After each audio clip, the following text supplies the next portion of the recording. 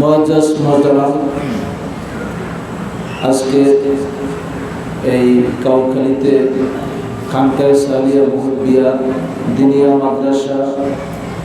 মাদ্রাসার এই মসজিদে আয়োজিত বাংলাদেশ জমিয়ত হিজবুল্লাহ, যুব হিজবুল্লাহ, ছাত্র হিজবুল্লাহর উদ্যোগে পবিত্র ঈদ মিলাদুন নবী অনুষ্ঠানের সম্মানিত সভাপতি, আজকের ঈদ মিলাদুন নবী সাল্লাল্লাহু আলাইহি সাল্লাম মাহফিলে উপস্থিত রয়েছেন জনাব হযরত মাওলানা মাহবুবুর রহমান সাহেব, সেক্রেটারি বাংলাদেশ জমিয়ত হিজবুল্লাহ, মাদ্দাজাল্লাহু আলী আতাল্লাহু ওমরাহু ওয়া বারাকা ফি। মঞ্চে উপস্থিত রয়েছেন বাংলাদেশ জমিয়ত হিজবুল্লাহ বিভিন্ন স্তরের সম্মানিত নেতৃবৃন্দ, আমার প্রিয় হাজরিন, মহান আল্লাহ পাকের দরবারে অসংখ্য অগণিত শুকর যিনি আমাদেরকে আজকের এই পবিত্র ঈদ মিলাদুন নবী সাল্লাল্লাহু আলাইহি সাল্লাম মাহফিলে আসার মতো এবং কোরআন এবং হাদিস থেকে গুরুত্বপূর্ণ আলোচনা শোনার যে আল্লাহ পাক তৌফিক এনায়েত করেছে, এজন্য আমরা সকলেই প্রাণ খুলে আল্লাহ পাকের দরবারে শুকর আদায় করি। সকলে বলুন আলহামদুলিল্লাহ।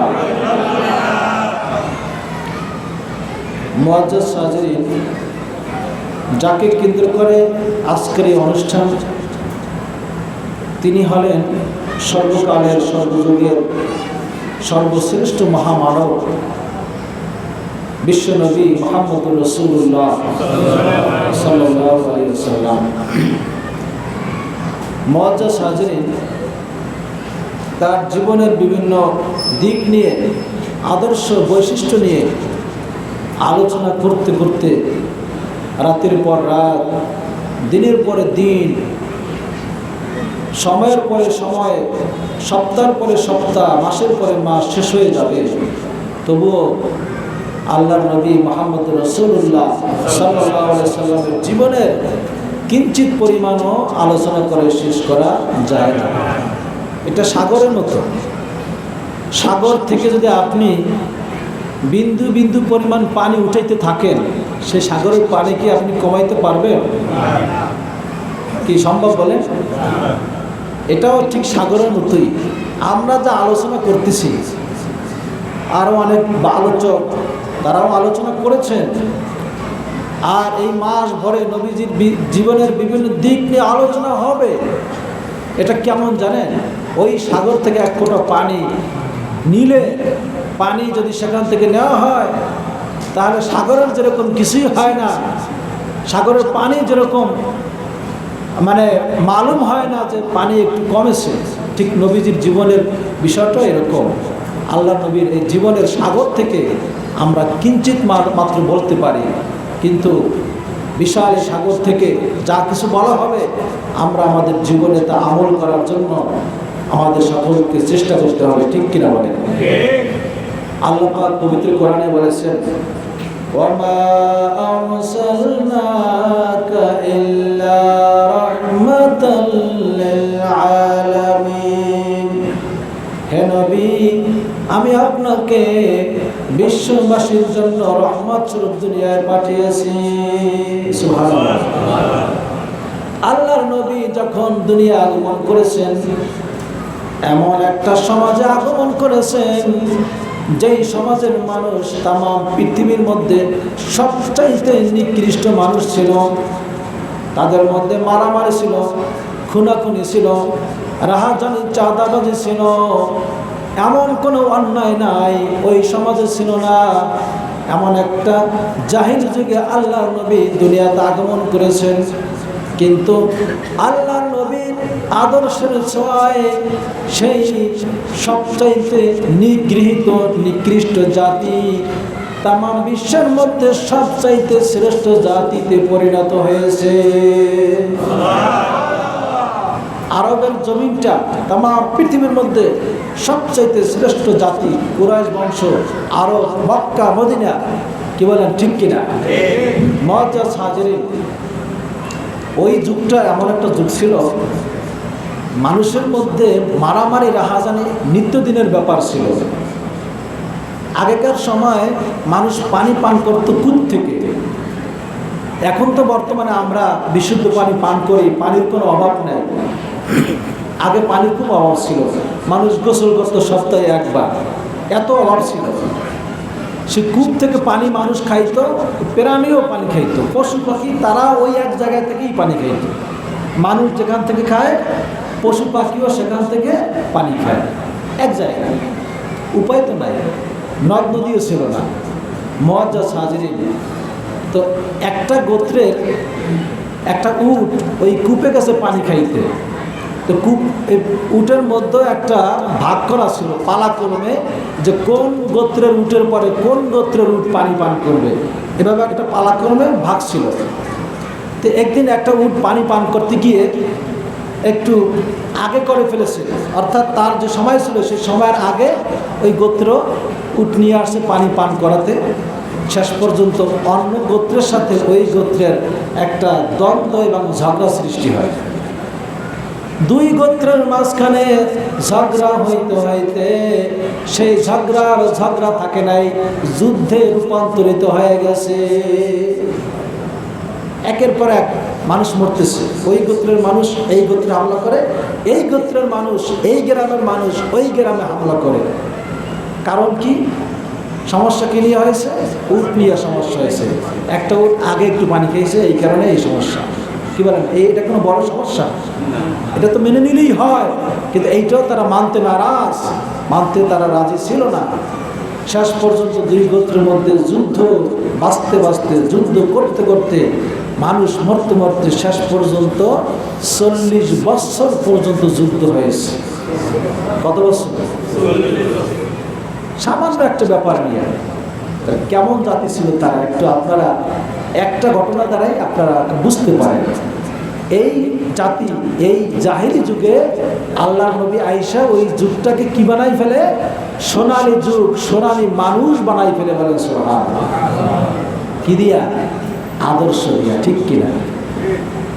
একজন খ্রিস্টান লেখক, আপনারা অনেকেই জানেন, মাইকেল এই সার্ট, উনি একটা কিতাব লিখছে 100 মহামনীষীর জীবনী, দি 100, এই কিতাবটির নাম।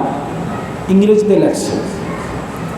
100 মহামনীষী মানে তাম পৃথিবীর শুরু থেকে, মানে তার সময় পর্যন্ত, উনি যেই যুগে ছিলেন ওই যুগ পর্যন্ত যত বড় বড় মহাবিজ্ঞানী, মহামানুষ, মহামনীষী দুনিয়ায় আগমন করেছেন, তাদের একটা জীবনী সে লেখছে। স্থান পেয়েছে মোট কয়জন? 100 জন, আরও তো বেশি আছে। মানে ওনার খেয়াল হলো সবচেয়ে বড় সেরা 100 জন, তাদের নাম সেখানে সে আনবে। এর মধ্যে সর্বপ্রথম যাকে স্থান দেওয়া হয়েছে তিনি হলেন কে? সর্বকালের, সর্বযুগের সর্বশ্রেষ্ঠ মহামানব, আপনার আমার নবী, বিশ্ব নবী মুহাম্মদুর রাসূলুল্লাহ সাল্লাল্লাহু আলাইহি ওয়াসাল্লাম। কি উনি কি মুসলমান ছিলেন? খ্রিস্টান। উনি তো পারতেন আমাদের ইসলামের নবী, বিশ্ব নবী মুহাম্মদুর রাসূলুল্লাহ সাল্লাল্লাহু আলাইহি সাল্লামের নামকে বাদ দিয়ে তিনি তো তার ধর্মের একজন মহামনীষীর নামকে আনতে পারতেন। কি পারতেন না? কিন্তু সেটা তিনি করেন নাই, কারণ তিনি একেবারে নিরপেক্ষ বিচারে, যাকে 1 নম্বরে দেওয়া যায়, এই নিরপেক্ষ বিচারেই তিনি সেই 100 মহামনীষীর জীবনী লিখেছেন। তিনি চিন্তা করে দেখছেন, গবেষণা করে দেখছেন যে সর্বযুগের, সর্বকালের সর্বশ্রেষ্ঠ মহামানব কে হতে পারে। ওনার মেমোরিতে ধরা পড়েছে ইসলামের নবী, আমাদের নবী, বিশ্ব নবী মুহাম্মদুর রাসূলুল্লাহ সাল্লাল্লাহু আলাইহি ওয়াসাল্লাম। ওনাকে এই বিষয়ে ওই জমানার যারা পণ্ডিত ছিল তারা তাকে প্রশ্ন করছে যে আপনি কেন খ্রিস্টান ধর্মের হয়ে মুসলমানদের নবীদের কথা, মুসলমানদের নবীর কথা আপনি প্রথমে উল্লেখ করলেন? উনি ভূমিকার মধ্যে বলেছেন যে he was the only man in history who was supremely successful on both the religious and secular levels, তিনি ইংলিশে এই কথাটা লিখেছেন। অর্থাৎ তিনি বলেছেন যে তামাম বিশ্বের মধ্যে সর্বকালের সর্বশ্রেষ্ঠ মহামানব মুসলমানদের নবী, যিনি ধর্মীয় দিক থেকে জাগতিক দিক থেকে তিনি এত সফলকাম হয়েছেন এবং একটা অধপতিত নিকৃষ্ট জাতি, তামাম পৃথিবীর মধ্যে সবচাইতে নিকৃষ্ট জাতি, যার আদর্শের ছয় তামাম পৃথিবীর মধ্যে সোনালী জাতি আদর্শ মানব হিসেবে দুনিয়ায় স্থান পেয়েছে, তারা অভিহিত হয়েছে। এই মানুষটার নাম প্রথমে আসবে না, কার নাম আসবে বলেন সুবহানাল্লাহ। আমরা আল্লাহ নবীর কি প্রশংসা করবো? আমাদের নবীর প্রশংসা তো তারা করে গেছে, ঠিক কিনা বলেন? মুআজ্জাজ হাজরিন, রাসূল পাক সাল্লাল্লাহু আলাইহি সাল্লাম তার চরিত্র মাধুর্য কত সেরা ছিল, কত উত্তম ছিল, যেটা আপনি ভাষায় প্রকাশ করতে পারবেন না। আল্লাহ পাক বলেছেন পবিত্র কোরআনে নবীর চরিত্র কেমন, নবীর চরিত্রের ব্যাপারে আল্লাহ তাআলা সার্টিফাই করেছেন, ওয়া ইন্নাকা লাআলা খুলুকিন আযীম। হে নবী, আমি আপনাকে মহান চরিত্রের উপরে দুনিয়ায় পাঠিয়েছি। কেমন চরিত্র? একটু জোরে বলেন। মহান চরিত্র। আরবিতে বলেছে আযীম। আযীম মানে কি? সেরা, মহা, বিরাট। বলেন না সুবহানাল্লাহ। মুআজ্জাজ হাজরিন, আযীমের ব্যাখ্যা আপনারা শুনলে আশ্চর্য হয়ে যাবে। আমি একটু বলি। আরবিতে দুইটা শব্দ আছে, একটা হলো কাবির আর একটা হলো আযীম। কাবির অর্থ বড়, আর আযীম শব্দটা এটার অর্থ বড়। আল্লাহর এক নাম হলো আযীম। আল্লাহর নাম কি? আল্লাহর নিজের নামও কিন্তু আযীম, কারণ আল্লাহ মহান, ঠিক কিনা? তাহলে কাবির অর্থ বড় আর আযীম অর্থ বড়। তাই দুইটা বড়ের মধ্যে কি পার্থক্য আছে? পার্থক্য আছে। কাবির মানে বড়, এ বড়, এটার পরিধি আছে, এটার সীমা আছে। কিন্তু আযীম এর অর্থও বড়, এটা এমন বড় যার কোনো সীমা নাই। সুবহানাল্লাহ। যার কোনো সীমা নাই, এত বড়, যার পরিধি আপনি পরিমাণ করতে পারবেন না, যার ওজন আপনি ওজন দিয়ে তা শেষ করতে পারবেন না, যে তার কি ওজন আছে আর কি পরিধি আছে। সুবহানাল্লাহ। তাহলে কাবির মানে কি? যার পরিধি আছে, সীমা আছে। আর আযীম মানে কি? যার কোনো সীমা নাই। সুবহানাল্লাহ। আল্লাহ নবীর চরিত্র হলো এমন সুন্দর, এমন মহান, যার কোনো সীমা নাই। আল্লাহ পাকের আরশের নাম শুনছেন না আপনারা? এই আরশটা কত বড় জানেন? আরশটা যে কত বড় সেটা মানুষ পরিমাণ করতে পারে না। এই জন্য আরশকেও আযীম বলা হয়েছে। কি বলা হয়েছে? আপনারা কি বলেন? আরশে আযীম বলেন না? যখন আরশের কথা আমাদের মুখে আসে আমরা কি বলি? আরশে আযীম। কেন বলি? যে আযীম, এই আরশটা এত বড় যা মানুষের হিসেবের বাইরে। সুবহানাল্লাহ। আরশ বহন করে 8 ফেরেশতা। কয় ফেরেশতা? 8 জন ফেরেশতা আরশটা বহন করে আছে। সুবহানাল্লাহ। আর আরশের মধ্যে আল্লাহ পাকের একটি সিংহাসন আছে, কুরসি, যাকে বলা হয় কি? এই কুরসিটা বহন করে 4 জন ফেরেশতা। কয়জন? 4 জন ফেরেশতা। এখন আরশটা কত বড়, আরশটা কত বড় সেটা বোঝার জন্য আগে বুঝতে হবে আল্লাহর আরশে যে আল্লাহর সিংহাসন মানে কুরসি যাকে বলা হয়, এই কুরসিটা কত বড়। কোরআনে আল্লাহ পাক বলেছেন ওয়াসিআ কুরসিয়ুহুস সামাওয়াতি ওয়াল আরদ। আত্মা এই যে আপনার কি বলে আয়াতুল কুরসি, আয়াতুল কুরসির মধ্যে এই অংশটুকু আছে না নাই? ওয়াসিআ কুরসিয়ুহুস সামাওয়াতি ওয়াল আরদ। আরশ তো কত বড় সেটা নালে বাদ দিলাম, আগে কুরসির খবরটা নেন। আল্লাহ পাকের যে সিংহাসন যাকে আমরা বলি কুরসি, এটার খবর নেন আগে, এটা কত বড়। অর্থাৎ আল্লাহ পাকের কুরসি এটা তামাম পৃথিবী, 7 আসমান, 7 জমিনকে পরিবেষ্টন করে আছে। সুবহানাল্লাহ। 7 জমিন, 7 আসমান। 7 জমিন 7 আসমান কি ঠিকানি কথা? কত বড় বিশাল। হাদিস শরীফে আসছে আল্লাহর কুরসির ভিতরে তামাম পৃথিবী, 7 আসমান, 7 জমিন, এটা হলো কুরসির ভিতরে যেরকম সাহারা মরুভূমির ভিতরে একটা ধূলিকণা, যেরকম বলেন সুবহানাল্লাহ, সাহারা মরুভূমিতে একটা ধূলিকণা যেরকম কুরসির নিকটে সাত আসমান সাত জমিন তেমন, বলেন সুবহানাল্লাহ। এই গেল কুরসির বিষয়। এই কুরসিটা আবার আরশের কাছে কেমন?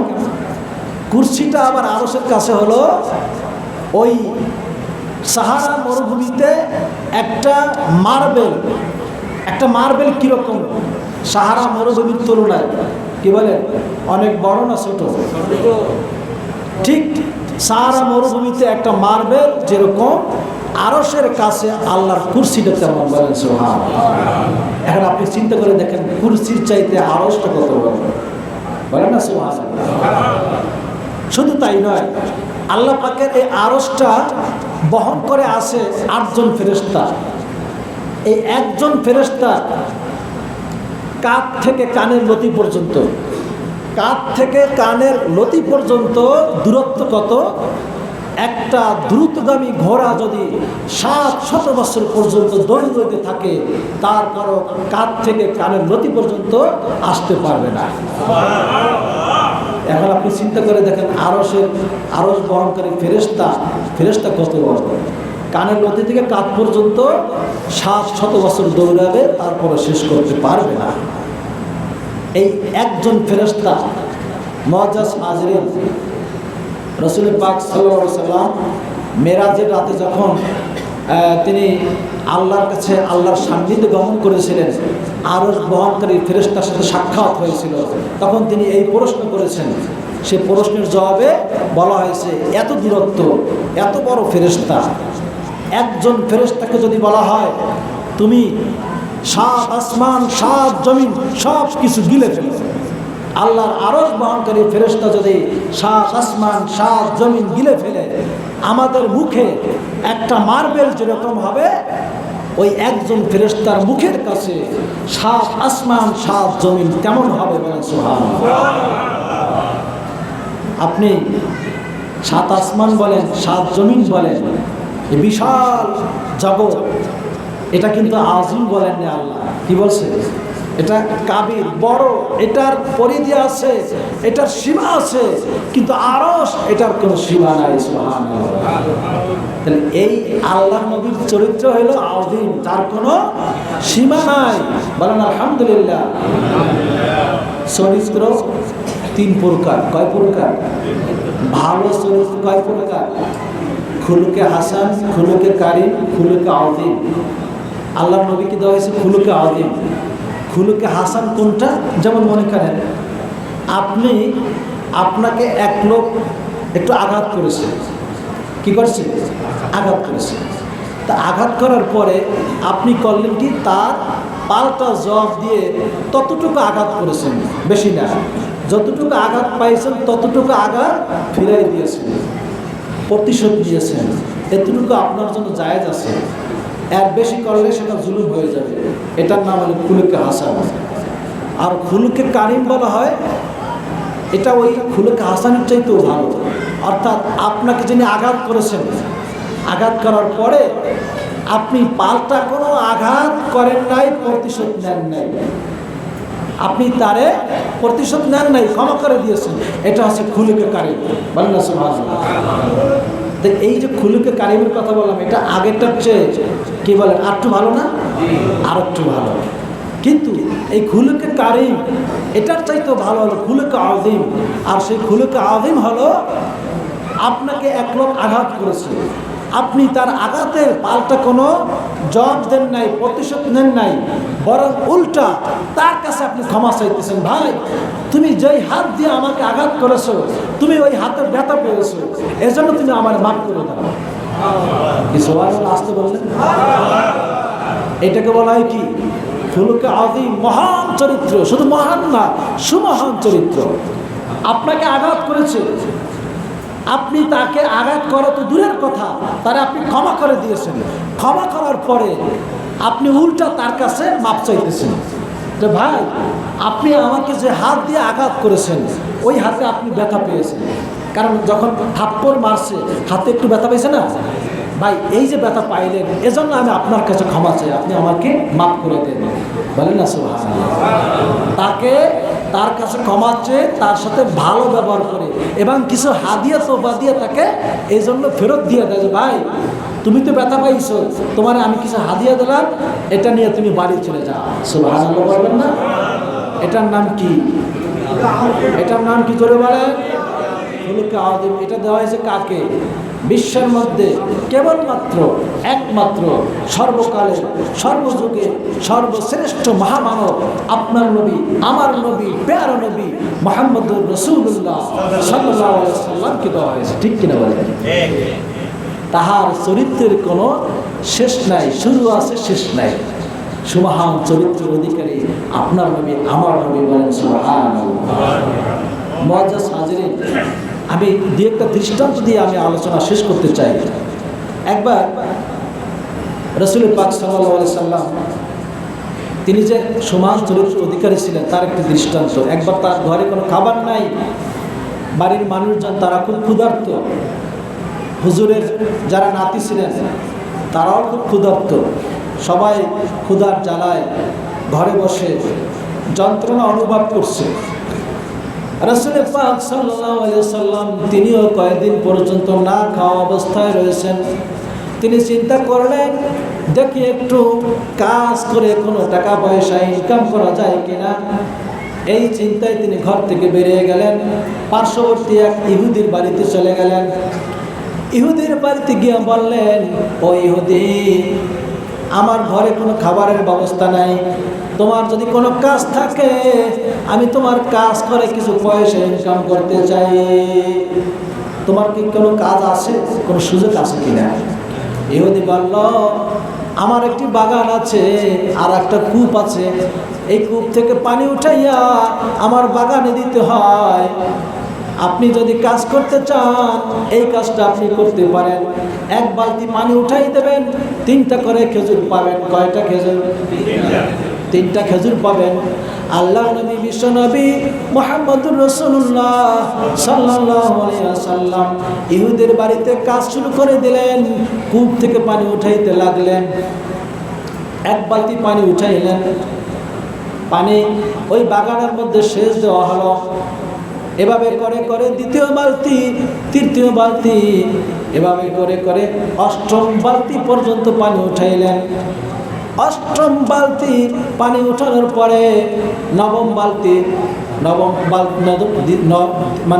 নবমবার যখন ওই বালতিটা কূপের মধ্যে তিনি যখন ফালাইলেন পানি উঠানোর জন্য, সাথে সাথে ওই বালতির রশিটা নরম ছিল, রশিটা ছিঁড়ে কূপের মধ্যে পড়ে যায়। 8ম বালতি, 8 বালতি পানি উঠেছে, কোনো সমস্যা হয় নাই। ওই বালতির রশিটা ছিল অনেক নরম, দুর্বল, তাই রশি ছিঁড়ে বালতিটা পড়ে যায় কূপের ভিতরে।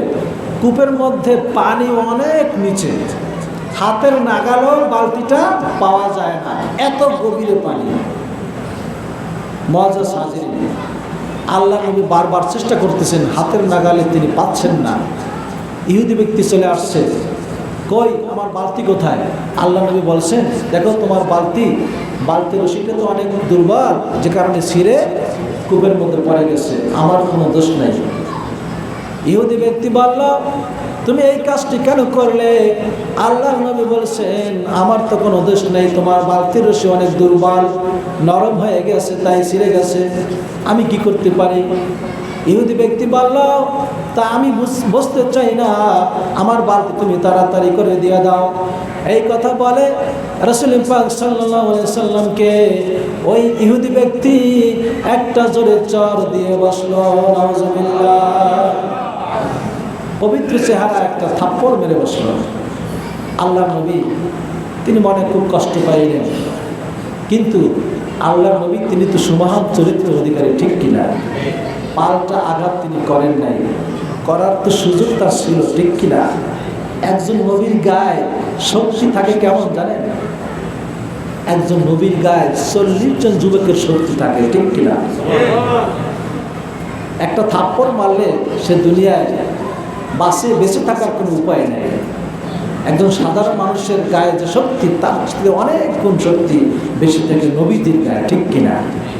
মুআজ্জাজ হাজিরিন, রাসূল পাক সাল্লাল্লাহু আলাইহি ওয়াসাল্লাম তিনি ওইখান থেকে তিনি আর গেলেন না। ইহুদি ব্যক্তি আল্লাহ নবীকে 8 বালতি পানি উঠানোর কারণে 3,24টি খেজুর দিয়ে তাকে বিদায় করে দিলেন।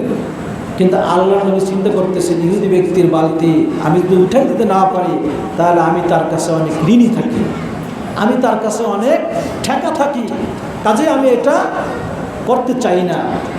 তিনি আবার হাত বাড়াই দিলেন, সেই কূপের মধ্যে চেষ্টা করতেছেন বালতিটা ইহুদি ব্যক্তিকে দিয়ে তারপরে তিনি বাড়িতে চলে যাবেন, কিন্তু হাতের নাগালে পাওয়া যায় না, এত গভীর 12 থেকে 15 হাত নিচে সেই বালতিটা পাওয়া যায় বলে। এবার তৃতীয়বার আবার চেষ্টা করতে লাগলেন, দেখি বালতিটা পাওয়া যায় কিনা। আল্লাহ তাআলা দেখতেছেন কিনা, কি দেখতেছেন না? আল্লাহ পাক তার রহমতের দরিয়ায় জোশ লেগে গেল। আল্লাহ পাক হযরত জিবরাইল আলাইহিস সালামকে বললেন, হে জিবরাইল, আর দেরি করো না, আমার বন্ধু ইহুদির বাড়িতে ঠেকায় পড়ে গেছে, সে বালতিটা দিয়া তারপরে তার বাড়ি যাইতে চায়, তুমি দ্রুত করে চলে যাও। আমার হাবিব তৃতীয়বারের মতো হাত বাড়াই দিয়েছে কূপের মধ্যে, তুমি তাড়াতাড়ি করে সেই কূপের মধ্যে গিয়ে বালতিটা উঁচু করে ধরো। বলেন সুবহানাল্লাহ। মুহূর্তের মধ্যে হযরত জিবরাইল আলাইহিস সালাম চলে আসলেন কূপের মধ্যে, আয়েশা বালতিটি জায়গায় ধরলেন। আল্লাহ নবী বালতিটা তিনি হাতের নাগালে পেয়ে গেলেন, হাতের নাগালে পেয়ে বালতিটা ইহুদিকে দিয়া তিনি তার বাড়িতে চলে গেলেন। ইহুদি ব্যক্তি আশ্চর্য হয়ে গেল, ব্যাপারটা কি? যেই বালতি এত গভীরে এত নিচে পড়ে আছে, যেটা হাতের নাগালে পাওয়া সম্ভব নয়, সেই বালতিটা তাড়াতাড়ি করে এত দ্রুত কিভাবে আনলো? আশ্চর্য হয়ে গেছে। ইহুদি সে জানতো আল্লাহ নবী, সে নবুয়ত দাবি করে, কিন্তু নবী বলে বিশ্বাস করতো না, নবী বলে বিশ্বাস করতো না, কিন্তু জানতো বিশ্বনবী যিনি আসবেন তার মধ্যে এমন সুমহান চরিত্র থাকবে এবং অলৌকিক ক্ষমতা থাকবে যেটা দুনিয়ার অন্য কোনো মানুষকে দেওয়া হবে না। বলে না সুবহানাল্লাহ। এই অবস্থা দেখে ইহুদি ব্যক্তির আর বুঝতে বাকি রইল না যে এটা তো অলৌকিক ক্ষমতা, অলৌকিক ঘটনা, এটা নবী ছাড়া কখনই সম্ভব নয়। যেখানে কূপের উপর থেকে কূপের নিচ পর্যন্ত 12 হাত 13 হাত গভীরে সেই পানি, তার উপরে বালতি পড়ে আছে, এটা কখনই কোনো মানুষের পক্ষে আনা সম্ভব নয়। তিনি যেহেতু আনতে পেরেছেন, অবশ্যই তিনি বিশ্বনবী হবেন। সুবহানাল্লাহ বলেন না? আমি যা আঘাত করেছি তিনি কোনো পাল্টা আঘাত করেন নাই, প্রতিশোধ নেন নাই, এ তো তার বুঝতে বাকি রইল না তিনি হলেন বিশ্বনবী মুহাম্মদুর রাসূলুল্লাহ সাল্লাল্লাহু আলাইহি ওয়াসাল্লাম। ইহুদি ব্যক্তির মধ্যে একটা দারুণ পরিবর্তন চলে আসলো। ইহুদি ব্যক্তি চিন্তা করলো, যেই হাত দিয়ে আমি বিশ্বনবীর গায়ে আঘাত করেছি, আমি আমার এই হাত দুনিয়ায় রাখতে চাই না। এই কথা বলে একটা ধারালো চাকু আইনা তারা ডান হাতকে এই বগল থেকে সম্পূর্ণ ছিন্ন করে ফেলল। হাত কি করছে? কর্তন করে ফেলছে, আলাদা করে ফেলছে। এই হাত আমি দুনিয়া রাখতে চাই না। যেই হাত দিয়ে বিশ্বনবীর গায়ে আঘাত করেছি, সেই হাত দুনিয়া আমি রাখবো না। বলে না সুবহানাল্লাহ। হাত কেটে ফেলছে, বাম হাত দিয়ে কর্তৃত হাতটা জাগাইয়া এভাবে মাথায় করে আল্লাহ নবীর দরবারে চলে গেলেন। বলেন না সুবহানাল্লাহ। এখান থেকে রক্ত ঝরতেছে, অনবরত রক্ত পড়তেছে। আল্লাহ নবীর দরবারে গিয়ে হাজির। আল্লাহ নবী দেখতেছে, কি ব্যাপার, যেই লোকটা কিছুক্ষণ আগে আমাকে আঘাত করেছে, যার বাড়িতে আমি কাজ করেছিলাম, সেই ইহুদি ব্যক্তি চোখে পানি, কান্নাকাটি করতেছে। আবার দেখি তার হাতটা তার দেহ থেকে সম্পূর্ণ আলাদা। ব্যাপার কি, তোমার কি হয়েছে? তুমি কান্নাকাটি কেন করছো? তোমার আমি চলে আসার পর তোমার উপর কোনো বিপদ চলে আসছে কিনা, কোনো অ্যাক্সিডেন্ট তুমি করেছো কিনা? ইহুদি ব্যক্তি বলল, ইয়া রাসূলুল্লাহ, ইয়া হাবিবাল্লাহ, এতদিন পর্যন্ত আপনাকে আমি বিশ্বাস করি নাই, আজকে আপনার ব্যবহার দেখে আমার আর বুঝতে বাকি রইল না আপনি তো বিশ্বনবী। আমি যখন বুঝতে পারলাম আমি আমার হাতকে দুনিয়া রাখতে চাই নাই, এই জন্য আমি আমার দেহ থেকে সম্পূর্ণ বিচ্ছিন্ন করে ফেলেছি। এই নেন আমার হাত, আমার এই কর্তৃত হাত আপনার সামনে। বলেন না সুবহানাল্লাহ। তুমি খুব কষ্ট পাইতেছো নাকি? এই জন্য তুমি কান্নাকাটি করো? না হুজুর, আমি কষ্টের কারণে কান্নাকাটি করি না, আপনাকে কষ্ট দিয়েছি তাই আমি কান্নাকাটি করতেছি। বলেন আপনি আমাকে মাফ করবেন কিনা? বলেন না সুবহানাল্লাহ। আমার হাত নাই, কর্তন করে ফেলেছি, বিচ্ছিন্ন হয়ে গেছে, আমার কোনো আপত্তি নাই। আমি অনেক কষ্ট পাইতেছি, তাতেও কোনো আপত্তি নাই। বলেন আপনি আমাকে ক্ষমা করেছেন কিনা? আমি আপনার কাছে আসছি মুসলমান হওয়ার জন্য। বলেন না সুবহানাল্লাহ। রাসূল পাক সাল্লাল্লাহু আলাইহি ওয়াসাল্লাম তখন ওই ইহুদি লোকটাকে কালেমা পড়াই দিলেন, ইসলামের কালেমা, তাওহীদের কালেমা, লা ইলাহা ইল্লাল্লাহু মুহাম্মাদুর রাসূলুল্লাহ সাল্লাল্লাহু আলাইহি ওয়াসাল্লাম। ইহুদি লোকটা কালেমা পাঠ করে কি হলো? মুসলমান হয়ে গেল।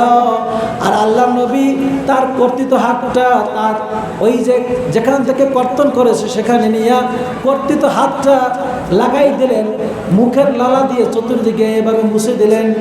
সাথে সাথে তার হাতটা এমনভাবে সুস্থ হয়ে গেল, মনে হয় যেন কখনোই সেখানে আঘাতপ্রাপ্ত হয় নাই। বর্তমান যুগে যদি কেউ আঘাতপ্রাপ্ত হয়, কেটে যায়, ব্যান্ডেজ করতে হয়, ঠিক কিনা? তারপর কয়েক মাস পরে আস্তে আস্তে ওই জায়গাটা ঘুষে যায়, শুকিয়ে যায়, কিন্তু দাগটা থাকে কিনা? থাকে না, দাগ থেকে যায়। আল্লাহ নবীর দোয়ার বরকতে, মুখের লালার বরকতে ওই জায়গাটা এমনভাবে আটকাই গেল যে মনে হয় জীবনে কোনো সময় ওইখানে কোনো সমস্যা হয় না, একটু দাগ পর্যন্ত নাই। বলে সুবহানাল্লাহ। সকলে মুহাব্বতে দরুদ পড়েন, সাল্লাল্লাহু আলা মুহাম্মাদ সাল্লাল্লাহু আলাইহি ওয়াসাল্লাম।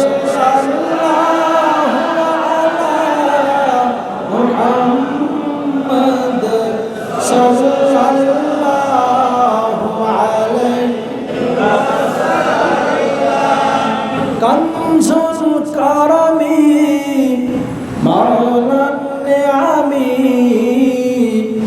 हादियुल उम्मिल शरीयतिही सल्लल्लाहु अला मुहम्मद सल्लल्लाहु अलैहि वसल्लम सल्लल्लाहु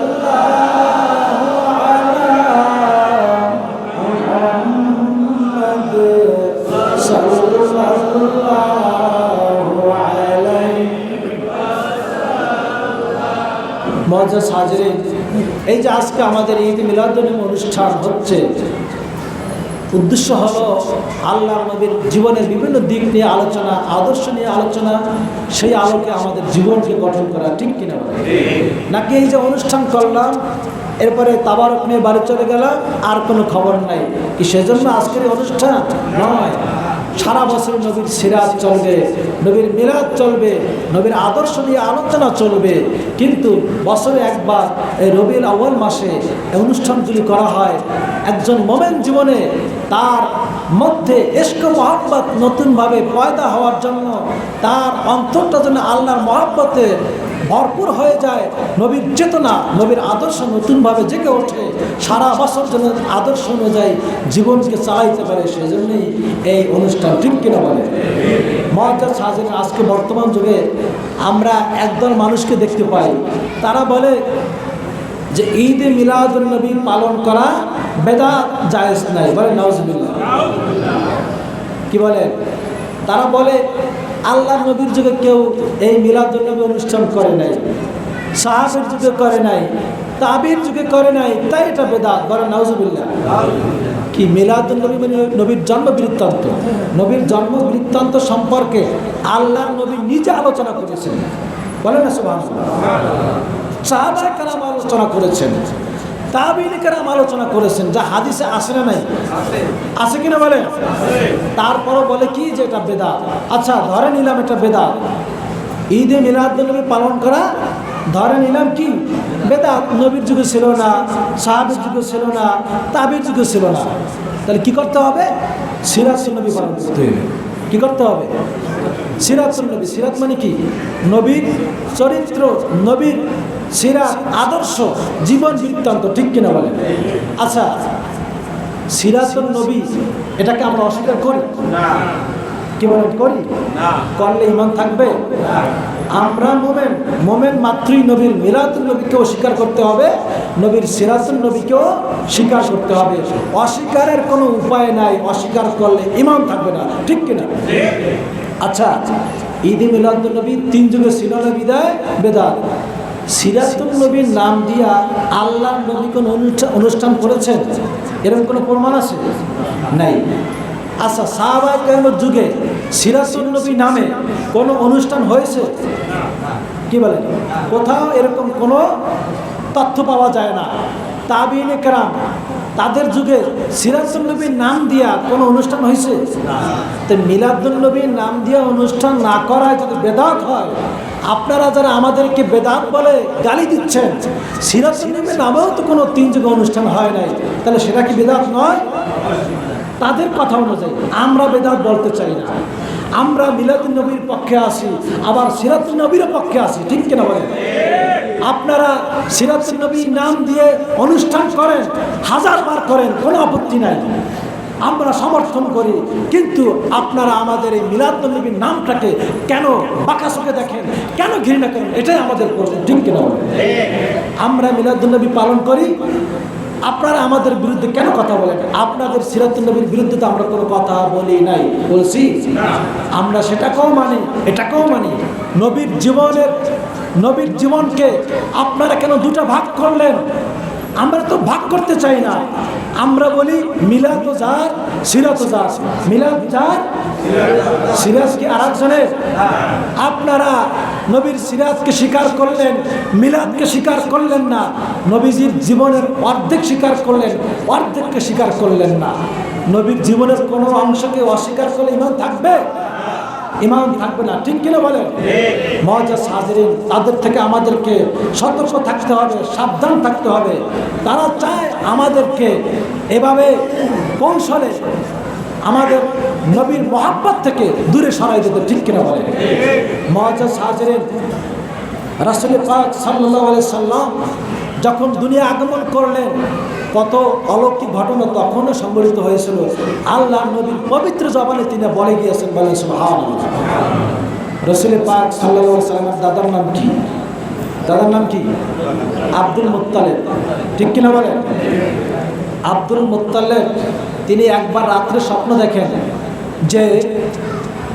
যে আব্দুল মুত্তালিব, জমজম কূপটা তো একেবারে ধ্বংস হয়ে গেছে বন্যার কারণে, এই জমজম কূপটা নতুন করে খনন করা দরকার। জমজম কূপ আছে না নাই? পানি পান করলে রোগ থেকে সেবা পাওয়া যায়, ঠিক কিনা? এটা দাঁড়াইয়া পান করা সুন্নাত, ঠিক কিনা বলেন? আমরা পান করেছি কিনা? যারা মক্কা শরীফ গিয়েছেন তারা নিয়ে আসে, যারা যাইতে পারে নাই তারাও পানি পান করছে কিনা বলেন? এখানে এমন কোনো ব্যক্তি আছেন জমজমের পানি পান করেন নাই? আছেন কি? আপনি আছেন, পান করেন নাই? আল্লাহ আপনাকে তৌফিক দান করুন, বলেন আমিন। মুআজ্জাজ হাজিরিন, এই জমজম কূপ এক সময় বন্ধ ছিল। কি ছিল? বন্ধ ছিল। কোন জায়গা থেকে হারাই গেছে কেউ বলতে পারে না। আব্দুল মুত্তালিবকে সামনে দেখানো হলো, আব্দুল মুত্তালিব তুমি জমজম কূপটা নতুন করে খনন করো। আব্দুল মুত্তালিব ঘুম থেকে উঠলেন, ওঠার পরে খুঁজতে লাগলেন কোথায় জমজম কূপ, খুঁজে পাওয়া যায় না, মাটির সাথে মিশে গেছে। নদী অনেক সময় কি হয়ে যায়, ভরে যায় না? ভরে গেলে একেবারে যখন একেবারে সমান সমান হয়ে যায়, কোন জায়গায় নদী ছিল তাও খুঁজে পাওয়া যায় না। খাল যখন ভরে যায় তখন আর বোঝাই যায় না কোন জায়গায় খাল ছিল, ঠিক কিনা? তেমনিভাবে জমজম কূপের কোনো সন্ধান নাই, কোন জায়গায় আছে আব্দুল মুত্তালিব খুঁজে পায় না। আল্লাহর কাছে মানত করছে, আল্লাহ গো আমি তো জমজম কূপের সন্ধান পাইতেছি না, আপনি আমাকে একটু সন্ধান দিয়ে দেন। আপনি যদি আমাকে সন্ধান দেন তাহলে আমি মানত করতে চাই আপনার দরবারে, আমার 10টা পুত্র আছে। কয়টা? এই 10 পুত্র থেকে একজনকে আমি আপনার নামে কোরবানি করতে চাই। সুবহানাল্লাহ। মানুষ মানুষকে কোরবানি দেয়, কি বলেন, আছে না নাই? ইব্রাহিম আলাইহিস সালাম নিজের পুত্র কোরবানি করেছিলেন, কি মানুষ না? মানুষ মানুষকে কোরবানি দেওয়ার সেই সিস্টেম সেটা ছিল এক সময়। মুআজ্জাজ হাজরিন, হযরত ইব্রাহিম আলাইহিস সালাম তিনি তার পুত্রকে কোরবানি করেছিলেন। হযরত আব্দুল মুত্তালিব তিনি আল্লাহর কাছে বলেন, আল্লাহ আমি তো মানত করেছি, আপনি তাড়াতাড়ি করে আমার এই জমজম কূপের সন্ধানটা দান করুন। বলেন সুবহানাল্লাহ।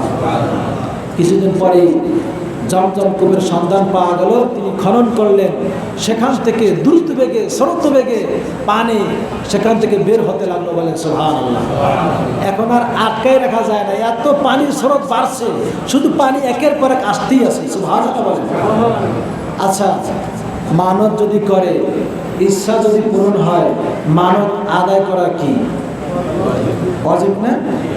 মানত আদায় করা দেওয়া ওয়াজিব। কিন্তু আব্দুল মুত্তালিব সে মানতের কথা ভুলে গেছে। স্বপ্নের মধ্যে জানাই দেওয়া হয় কিছুদিন পরে, আব্দুল মুত্তালিব তুমি যে মানত করেছিলে জমজম কূপের সন্ধান পাওয়া গেলে তুমি পুত্রকে কোরবানি করবা, তুমি মানতকে পূরণ করো, নতুবা তোমার সন্তানদের ক্ষতি হয়ে যাবে, সন্তানদের বিপদ হয়ে যাবে। আব্দুল মুত্তালিব তিনি ঘুম থেকে উঠলেন, 10 পুত্র থেকে একজনকে আল্লাহর নামে কোরবানি করবেন। তার পুত্রের নাম ছিল আব্বাস, জাফর, আবু তালেব, আবু লাহাব। এভাবে করে করে কয়জন পুত্র? 10 জন পুত্র। আব্বাসকে বললেন, ওগো আব্বাস, তুমি আমার পুত্র, আমি তো মানত করেছিলাম আল্লাহর কাছে একজন পুত্রকে জবাই করব, আমি তোমাকে জবাই করতে চাই, তুমি কি বলো? হযরত আব্বাস বললেন, বাবা আল্লাহর কাছে যখন আপনি মানত করেছিলেন তখন আমি আব্বাস, আমার কথা আপনি আল্লাহর কাছে বলছিলেন কিনা? আমি আব্বাস আমার কথা কি আল্লাহর কাছে বলছিলেন? না, তোমার কথা তো কই নাই, কইছি যে কোনো একজনকে আমি কোরবানি করব।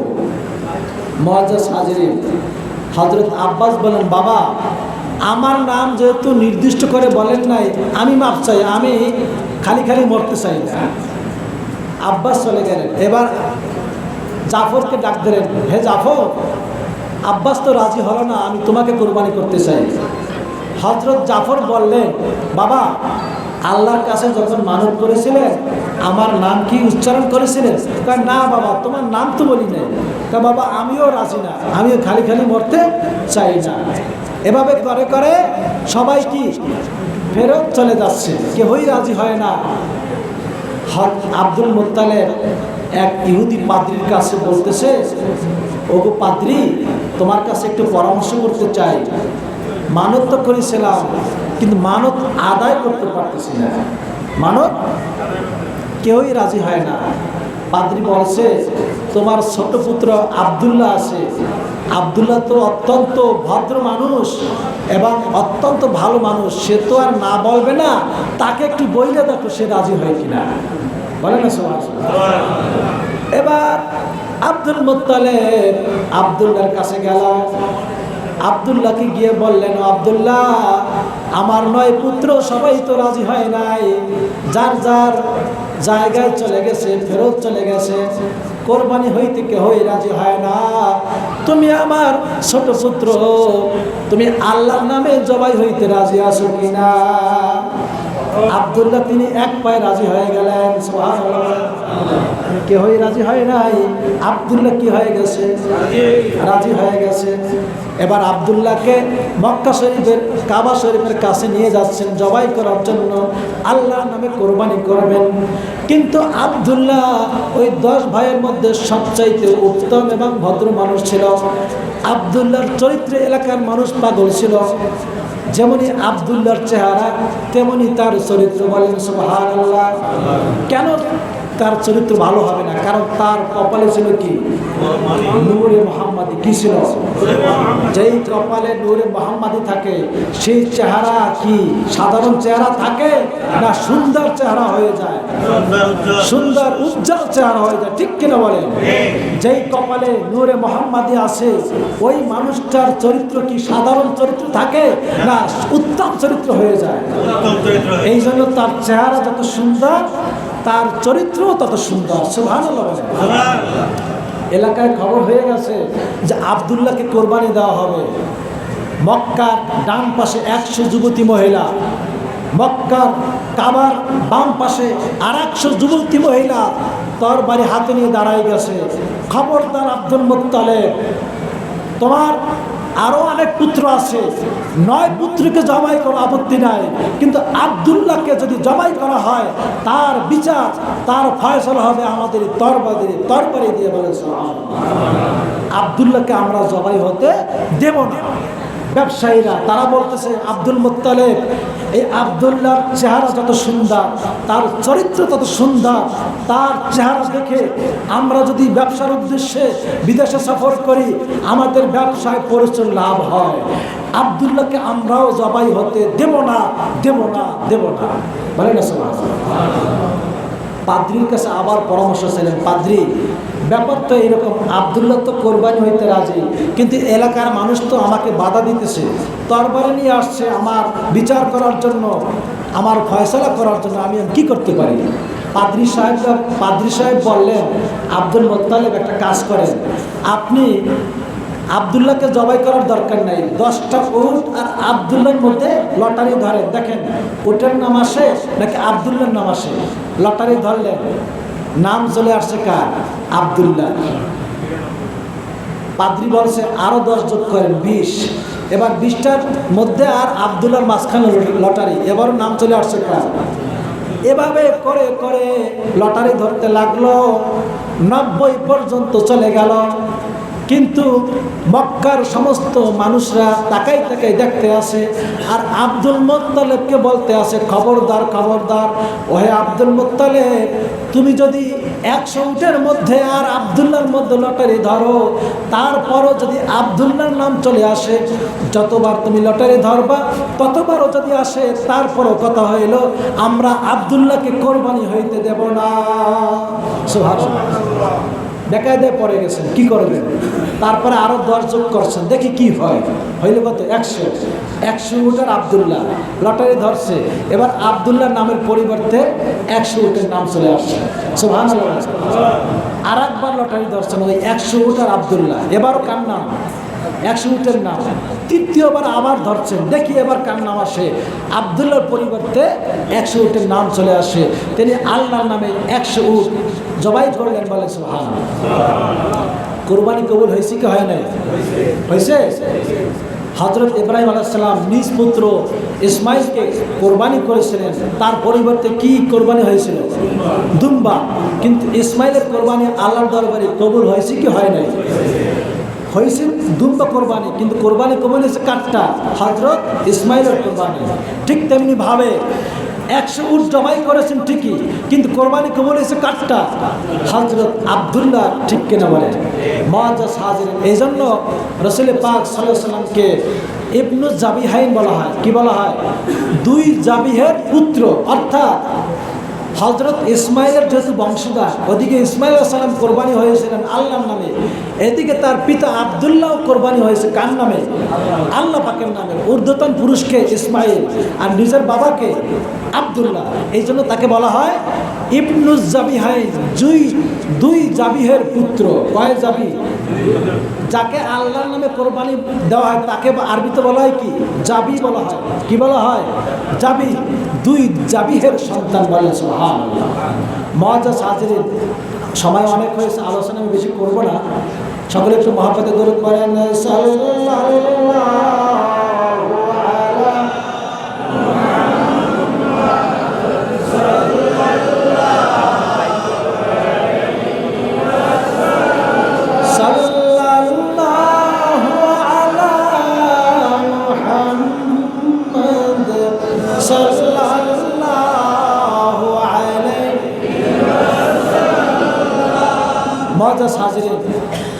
হযরত আব্দুল্লাহ তিনি বিবাহ করলেন হযরত আমেনা রাদিয়াল্লাহু তাআলা আনহাকে। আব্দুল্লাহর কপালে যে নূরে মুহাম্মাদী বিবাহের পরে হযরত আমেনার গর্ভে চলে গেল, বলেন সুবহানাল্লাহ। এদিকে আব্দুল্লাহ তিনি ইন্তেকাল করলেন, বিবি আমেনার গর্ভে সন্তান এসে গেল, কিন্তু বাবা দুনিয়াতে নাই, আছে? এখন তিনি বিধবা, স্বামী নাই। হযরত আমেনার তার স্বামী আছে? নাই। তিনি রাস্তা দিয়ে হেঁটে বেড়ান, যেখানে যান, যেখানে আসা যাওয়া করেন, সব জায়গায় তার শরীর থেকে মেশক আম্বরের চাইতে বেশি সুঘ্রাণ ছড়িয়ে পড়ে। এলাকার মানুষ আব্দুল মুত্তালিবের কাছে গিয়ে অভিযোগ দিল যে মক্কার বাদশা, আপনার পুত্রবধূ আমেনা বিধবা নারী, তার কোনো স্বামী নেই, অথচ সে কি করে জানেন? বাজারের মধ্যে সবচাইতে উত্তম ব্র্যান্ডের আতর সে ব্যবহার করে, সুঘ্রাণ এবং সুগন্ধি ব্যবহার করে। তার সে যেখানে যায় সেখান থেকে এত ঘেরান বেরিয়ে আসে, যেটা আমরা কখনোই এরকম ঘেরান কোথাও পাইনি, বলেন না সুবহানাল্লাহ। আব্দুল মুত্তালিবের কাছে অভিযোগ দেওয়ার পর আব্দুল মুত্তালিব বললেন, ওহে বৌমা, তোমার ব্যাপারে একটা অভিযোগ শুনলাম, খুবই খারাপ লাগলো আমার কাছে। কি অভিযোগ? অভিযোগ হলে এই, তো তোমার স্বামী নাই, অথচ তুমি এত সুঘ্রাণ ব্যবহার করো কেন? তোমার নামে এই অভিযোগ আমার কাছে আসছে। হযরত আমেনা বললেন, ও আমার বাবা, আমার সম্মানিত শ্বশুর, আপনি কি বলেন? আসলে আমি দুনিয়ার কোনো সাধারণ বা শ্রেষ্ঠ কোনো আতর আমি ব্যবহার করি না, কারণ আমি একজন বিধবা নারী। তবে আমি যেই সন্তানকে পেটে ধারণ করতেছি, এই সন্তান পেটে আসার পর থেকে এমন একটা সুঘ্রাণ আমার শরীর থেকে বেরিয়ে যায়, মেশক আম্বরের চাইতে অনেক বেশি, বলেন সুবহানাল্লাহ। দুনিয়ার মানুষ মুখ থেকে থুতু নিক্ষেপ করে, থুতু থেকে দুর্গন্ধ আসে, ঠিক কেনা বলেন? কিন্তু এতদিন পর্যন্ত আমি মুখ থেকে থুতু নিক্ষেপ করতাম, তার থেকে কোনো ঘ্রাণ পাই নাই। সন্তান পেটে আসার পরে আমি যেখানে থুতু নিক্ষেপ করি, ওই জায়গাটা মেশক আম্বরের চাইতে বেশি সুগন্ধি ছড়িয়ে পড়ে। শুধু তাই না, যতক্ষণ পর্যন্ত ওই থুতু থাকে ততক্ষণ পর্যন্ত এলাকার মানুষ সেখান থেকে সুগন্ধি নিতে থাকে। আমি বলতে পারি না কি কারণে কি হয়েছে, বলে না সুবহানাল্লাহ। তাহলে দেখেন এই সুগন্ধি কেন আসতো? ওই যে নূরে মুহাম্মাদি, তার রেহেমের মধ্যে আল্লাহ তাআলা দান করেছেন, সেই নূরে মুহাম্মাদির বরকতে তার শরীর থেকে সুগন্ধি ছড়িয়ে পড়ছে। সুবহানাল্লাহ। হযরত আমেনা তিনি এতদিন পর্যন্ত কূপ থেকে পানি আনতেন, মাথা নোয়ায়ে কূপ থেকে পানি আনতে হতো, কিন্তু তিনি বলেছেন সন্তান ধারণ করার পর ওই কূপ থেকে পানি আনার সময় তাকে কখনো মাথা নোয়াতে হয় নাই। স্বাভাবিক অবস্থায় দাঁড়িয়ে পানি তিনি সেখান থেকে টেনে তুলতে পারতেন। আল্লাহ তাআলা হযরত জিবরাইল আমিনকে পাঠাইয়া সেই পানি উঁচু করে ধরতেন, বলে সুবহানাল্লাহ। মা মানার জন্য কষ্ট না হয়, বিশ্ব নবীর জন্য কষ্ট না হয়। মহিলাদের পেটে সন্তান আসলে অনেক কষ্ট স্বীকার করতে হয়, উঠতে পারে না, বসতে পারে না, হাঁটতে পারে না, কত কষ্ট। আল্লাহর নবীকে বিবি আমেনা পেটে ধারণ করার পর তার কোনো কষ্ট অনুভব হয় নাই, বলেন সুবহানাল্লাহ। তাকে ধারণ করার পরে তিনি যখন রাস্তা দিয়ে হেঁটে যেতেন, আকাশের রৌদ্র, সূর্যের আলো সেখান থেকে সরে যেত, মেঘমালা এসে তাকে ছায়া প্রদান করতে, বলেন সুবহানাল্লাহ। মুআজ্জাজ হাজরিন, হযরত আমেনা একদিন বললেন যে আমি যেই সন্তানকে ধারণ করেছি, সন্তান যখন দুনিয়া আসছে কোলে তুলে তিনি বললেন, এত সুন্দর চেহারার মানুষকে আমি আমার জীবনে দেখি নাই, বলেন না সুবহানাল্লাহ। এত সুন্দর মানুষ, এত সুন্দর চেহারার কোন শিশুকে আমি আমার জীবনে দেখি নাই, সুবহানাল্লাহ বলবেন না? কে বলছে? মা বলছে। বিবি হালিমা বলতেছে, ওহে আমিনা, তুমি কি দেখছো? তোমার সন্তানের গুণ, তোমার সন্তানের চেহারা। আমি হালিমা মক্কার বড় বড় ধনী পরিবারের সন্তানদেরকে লালন পালন করি, মক্কার অনেক পরিবারের সাথে আমার সাক্ষাৎ হয়, আমার তোমার চাইতে বেশি সন্তান দেখা আছে আমার দুই নয়নে।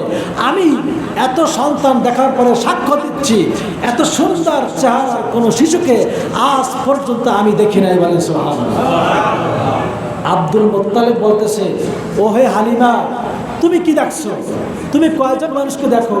আমি মক্কার বাদশা, আমি বড় ব্যবসায়ী, তাম বিশ্বের বিভিন্ন রাষ্ট্রে, ইরাকে, শামে আমাকে সফর করতে হয়, অনেক দেশ সম্পর্কে আমার ধারণা আছে।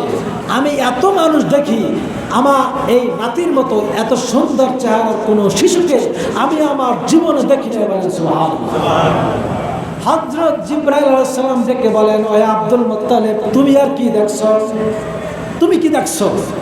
আমি জিবরাইল পৃথিবীর শুরু থেকে শেষ পর্যন্ত দুনিয়ায় যত মানুষ আসছে এবং আসবে আমি সবাইকে দেখেছি। বলেন সুবহানাল্লাহ। যত নবী দুনিয়া আসছে তাদেরকেও দেখছি। হযরত ইউসুফ আলাইহিস সালাম, তাকে আল্লাহ তাআলা তাম পৃথিবীর অর্ধেক সৌন্দর্য দান করেছেন, তাকেও আমি দেখছি।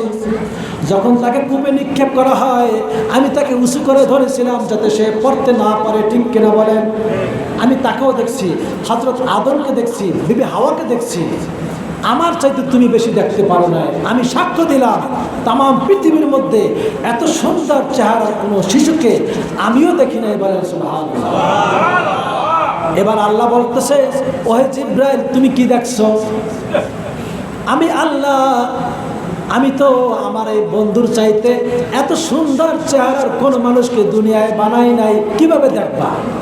কিভাবে তুমি এত সুন্দর চেহারার মানুষকে দেখবা? এর চাইতে সুন্দর চেহারার মানুষকে দেখা সম্ভব নয়, কারণ আমি তাকে সর্বকালের, সর্বযুগের সর্বশ্রেষ্ঠ মহামানব যেরকম করেছি, তেমনি তার চেহারার সৌন্দর্যকে সবার চাইতে সেরা করে দিয়েছে। বলে সুবহানাল্লাহ। সকলে মহব্বতে পড়েন সাল্লাল্লাহু আলাইহি সাল্লাল্লাহু আলাইহি সাল্লাল্লাহু আলা মুহাম্মাদ সাল্লাল্লাহু আলাইহি ওয়াসাল্লাম।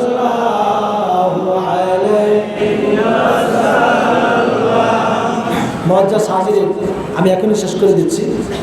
একটা হাদিস থেকে একটা তথ্য বা ঘটনা আপনাদেরকে বলেই আমি শেষ করে দিব, যে রাসূল পাক সাল্লাল্লাহু আলাইহি সাল্লামকে আমাদের মেনে চলতে হবে, ঠিক কিনা? আমরা নবীর আলোচনা করি, নবীর সুন্নতকে মানতে চাই, কিন্তু আসলে বাস্তব জীবনে ঠিকই আমরা নবীর সুন্নতকে গুরুত্ব দেই না। নবীর সাহাবীরা কত নবীকে ভালোবাসতেন এবং তার সুন্নতকে আমল করতেন, এতটা গুরুত্ব দিতেন। আমার পূর্বে এক আলোচক তিনি সুন্দর করে আলোচনা করেছেন, তার আলোচনার মধ্যে আপনারা নবীর জীবনের সুন্নতের গুরুত্বের বিষয়ে সুন্দর আলোচনা শুনেছেন। নবীর এক সাহাবীর নাম হলো মাকিল ইবনে ইয়াসার। নাম কি? মাকিল ইবনে ইয়াসার। তিনি ছিলেন বসরার গভর্নর হযরত ওমরের আমলে। বসরার তিনি গভর্নর ছিলেন। একদিন তিনি দুপুরবেলা খাবার খাইতেছেন, হঠাৎ করে এক লোকমা খাবার তার অজান্তে মাটির উপরে পড়ে যায়। তিনি মাটির উপর থেকে খাবার এনে ময়লা পরিষ্কার করে তা আবার ভক্ষণ করলেন। পাশে বিভিন্ন গোত্রের দলনেতা বা গোত্রপতি তারা বসা, যেহেতু তিনি গভর্নর, আশেপাশে কি থাকে? গণ্যমান্য ব্যক্তি বসা থাকে না? অনেক গণ্যমান্য এলাকার সামাজিক মানুষ বসা থাকে। তারা দেখা হাসাহাসি করতে আসছে যে একজন গভর্নর হইয়া কি করতেছে, খাবার পড়ছে মাটিতে, ধুলাবালি লাগছে, উঠাইয়া খাইতে আসে। এটাকে তারা বেশি একটা পছন্দ করে নাই। বলেন নাউজুবিল্লাহ। ওই মাকিল ইবনে ইয়াসার তার পাশেই তার খাদেম বসা।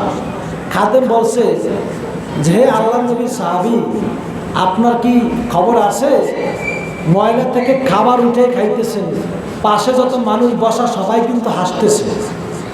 হযরত মাকিল ইবনে ইয়াসার বললেন, তারা যদি অট্ট হাসিতে তারা যদি বেকুল বেকার হয়ে যায় তাতে আমার কোনো আসে যায় না। তারা যদি আমাকে নিয়ে ঠাট্টা বিদ্রুপ করে আমার কোনো আসে যায় না, কারণ আল্লাহ নবী আমাদেরকে শিক্ষা দিয়েছেন খাবার যখন মাটিতে পড়ে যায় সেই খাবারে যদি ময়লাও লেগে যায় খাবারটা উঠাইয়া ময়লা পরিষ্কার করে খাওয়ার জন্য আল্লাহ নবী আমাদেরকে নির্দেশ করেছেন। বলেন সুবহানাল্লাহ। আল্লাহ নবীর সুন্নাতকে, তাদের হাসি ঠাট্টা, তাদের সামনে আল্লাহ নবীর সুন্নাতকে আমি বাদ দিতে পারি না, আমি তাদেরকে কোনো পরোয়া করি না। বলেন সুবহানাল্লাহ। দেখছেন, গভর্নর হয়ে, একজন রাষ্ট্রনায়ক হয়ে নবীর সুন্নতকে তারা কত গুরুত্ব দিয়েছেন, মানুষের হাসি ঠাট্টাকে কোনো পরোয়া করেন নাই। তিনি বলেছেন যে যেই হালাল খাবার মাটিতে পড়ে যায় সেটা যদি উঠেই না খাওয়া হয় ওই খাবারটা শয়তানের খোরাক হয়ে যায়। বলেন নাউজুবিল্লাহ। আপনি আমি কি চাই আমার হালাল খাবার শয়তানের খোরাক হবে? এটাকে আমরা কেউ চাই? আমরা কেউ চাই না। আজ থেকে আমরা এই শিক্ষাটা নেব, কোনো খাবার অপচয় করব না, খাবার নিচে পড়ে আসে উঠাইয়া খাওয়ার চেষ্টা করব, নবীর সুন্নতকে গুরুত্ব দিব, মানুষের দৃষ্টির দিকে চাওয়া যাবে না, মানুষ আমাকে কি বলে সেদিকে খেয়াল করা যাবে না, আল্লাহর নবী কি বলেছেন সেটা আমাদেরকে খেয়াল করতে হবে, ঠিক কিনা? মানুষ কি বলে, মানুষ কি দেখে এটা আমার দরকার নাই, আল্লাহর নবী কি বলেছেন, আল্লাহর নবী আমাকে কি সুন্নত আমার উপরে অর্পণ করেছেন এটাই আমার দেখতে হবে, ঠিক কিনা? এটাই হোক আমাদের জীবনের একমাত্র অভিপ্রায়, আমাদের জীবনের এটাই হোক শিক্ষা এবং দীক্ষা। আল্লাহ তাআলা আমাদের সকলকে নবীর সুন্নাত অনুযায়ী আমাদের জিন্দেগি গঠন করার তৌফিক দান করুন। সকলে বলে আমিন।